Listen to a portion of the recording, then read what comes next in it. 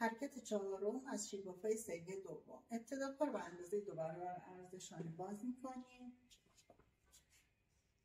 دستا رو مشت میکنیم میذاریم روی استخوان لگن. دم میگیریم، یه سرپنجه میره، میریم روش، دست رو بالا قرار میدیم، با بازدم برمیگردیم، ران پای مخالف رو نگاه میکنیم.